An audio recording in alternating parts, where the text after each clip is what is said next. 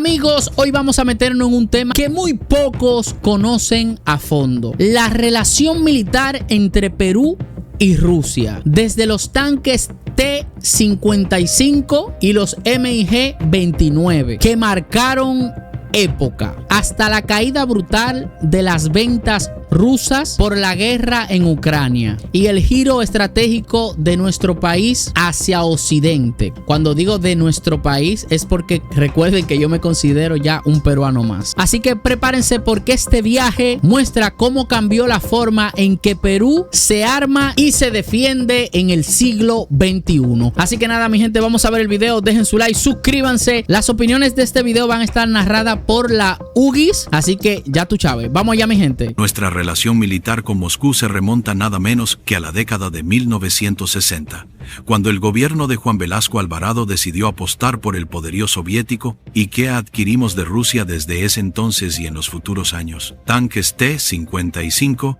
aviones MiG-29, helicópteros Mi-8 y Mi-17, además de sistemas antitanque Kornet. Era todo un arsenal que marcó un antes y un después en nuestras Fuerzas Armadas. Pero aquí viene la gran pregunta: ¿qué pasó con esa relación histórica? Porque hoy ya no vemos a Rusia vendiendo armas a Perú como lo hacía antes. La respuesta es tan clara como impactante. El panorama ha cambiado radicalmente. En los últimos 5 años, Rusia no solo dejó de vender armamento a nuestro país, sino a toda América Latina. Sí, 5 años completos sin concretar ni una sola venta en la región. Y eso no es todo. Sus exportaciones globales de armamento se desplomaron un 64% en ese mismo periodo, relegando a Moscú al tercer lugar mundial, detrás de Estados Unidos y Francia. Pero entonces, ¿por qué Rusia dejó de ser un socio estratégico en materia de armamento para el Perú? La respuesta está en un hecho que cambió por completo el tablero geopolítico mundial: la invasión rusa a Ucrania en el año 2022. Ese acontecimiento marcó un punto de quiebre. ¿Por qué? Porque las sanciones masivas impuestas por los países occidentales aislaron a Moscú y complicaron, casi hasta lo imposible, cualquier intento de comprar armamento ruso. Y aquí surge la primera gran verdad. Hoy, para un país latinoamericano como el Perú, involucrarse con Rusia en el ámbito militar no solo implica dinero, implica asumir costos políticos, riesgos financieros y hasta tecnológicos. Veamos las consecuencias concretas. Primero, las restricciones financieras.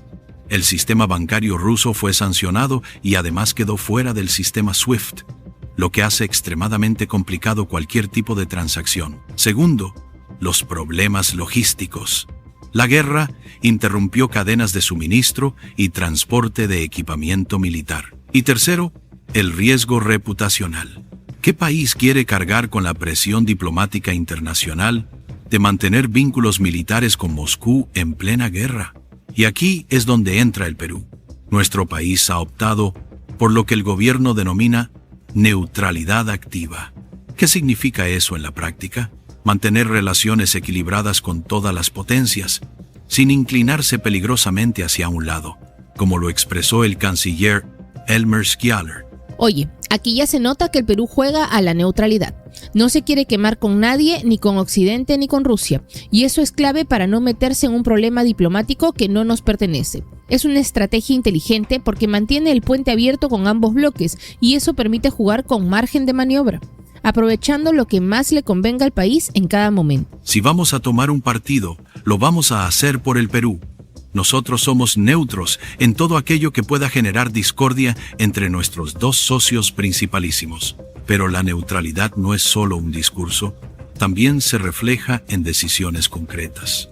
Un ejemplo claro: el rechazo del Perú a vender armamento ruso a Ucrania, a pesar de las presiones occidentales. ¿Sabías que, según informes, empresas estadounidenses vinculadas al régimen de Kiev solicitaron comprar nuestros tanques T-55 y aviones MiG-29? Sí, equipos que alguna vez adquirimos a Moscú. Sin embargo, el gobierno peruano dijo no.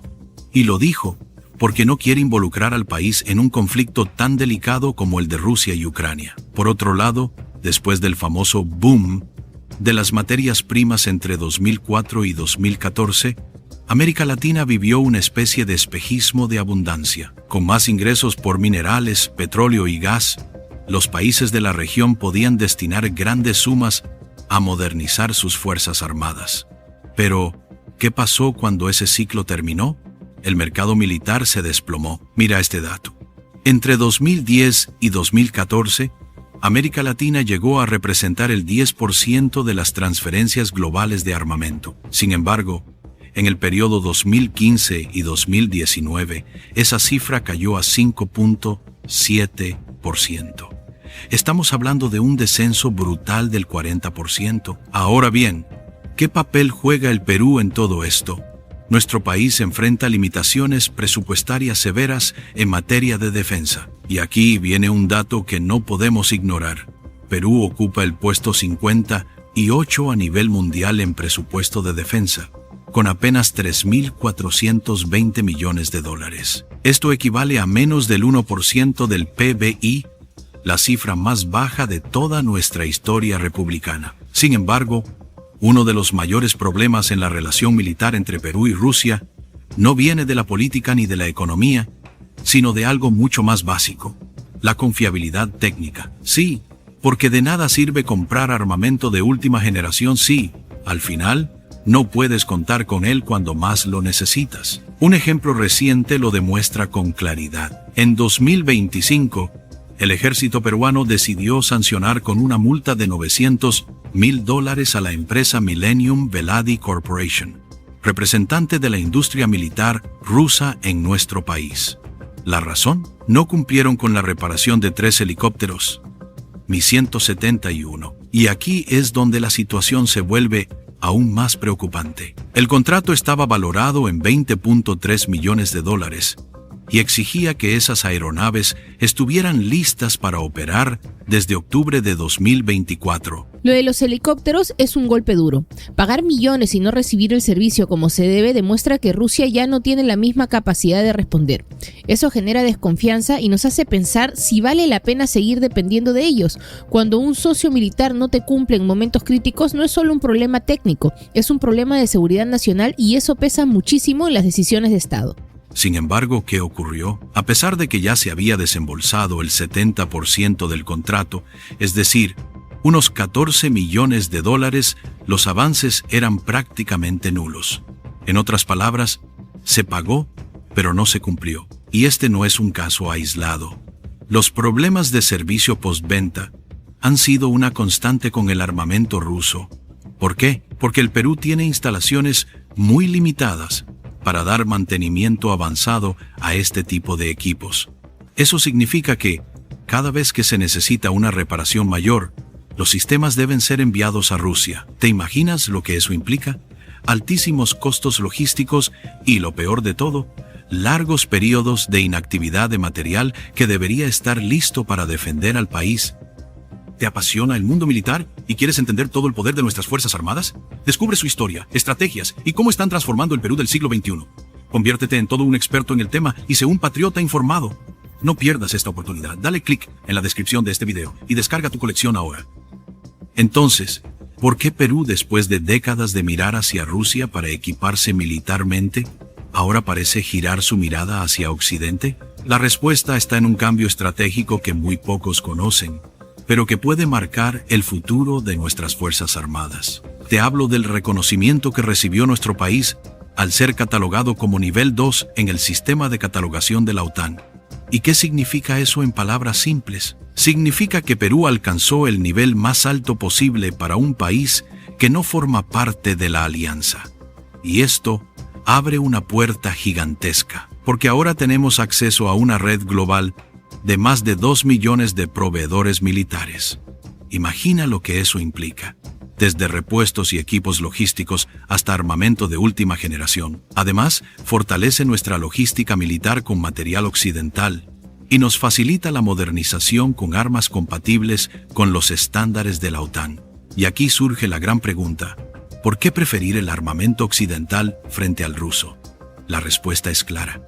En primer lugar, por la mayor disponibilidad tecnológica. El acceso a equipos más avanzados y constantemente actualizados es una ventaja imposible de ignorar. En segundo lugar, por el soporte técnico, Occidente cuenta con redes de mantenimiento mucho más desarrolladas, lo que evita los problemas de dependencia que hemos tenido con Moscú. Además está el tema de la interoperabilidad. ¿Qué significa esto? Que los sistemas occidentales son compatibles con los de otros países de la región y del mundo, lo que nos permite actuar de manera coordinada en operaciones conjuntas. Y finalmente, el factor decisivo, el financiamiento. Occidente ofrece mejores condiciones de crédito y programas de modernización que hacen más viable la renovación de nuestro arsenal militar. Pero a pesar de las dificultades, Rusia intenta mantener presencia mediante la instalación de centros de mantenimiento técnico. El nuevo centro en Perú busca servir a toda América Latina en mantenimiento de helicópteros rusos, reducir dependencia del soporte extranjero y demostrar compromiso con la sostenibilidad de equipos suministrados. En conclusión, el declive en las relaciones de armamento entre Rusia y Perú resulta de una convergencia de factores geopolíticos, económicos y técnicos. La guerra en Ucrania y las sanciones internacionales han complicado significativamente las transacciones militares, mientras que la adopción peruana de una política de neutralidad activa y su acercamiento a estándares occidentales han redefinido sus prioridades de adquisición militar, aunque persisten algunos vínculos a través de programas de mantenimiento y cooperación técnica. La tendencia indica una transición hacia proveedores occidentales que ofrecen mejor tecnología, soporte técnico y condiciones comerciales más favorables para las necesidades de modernización militar del Perú. El giro hacia Occidente es estratégico. El reconocimiento de la OTAN le abre puertas al Perú y eso significa acceso a mejor tecnología y soporte. Aquí la diferencia ya no es solo política, es práctica. Occidente te garantiza que tu equipo funcione y eso es clave porque al final de cuentas no se trata solo de comparar armas, se trata de que el día que necesites defender al país, esas armas respondan sin fallar. En resumen, el Perú está dejando atrás su dependencia de Rusia porque ya no le conviene ni políticamente, ni económicamente, ni técnicamente. El futuro de nuestras Fuerzas Armadas está en armamento occidental, que no solo es más moderno, sino que también asegura soporte y estabilidad. Esa es la jugada inteligente para un país que quiere defenderse sin quedar atrapado en los conflictos de otros. Y al final, eso significa soberanía real, elegir lo que fortalece al Perú, no lo que le conviene a otros.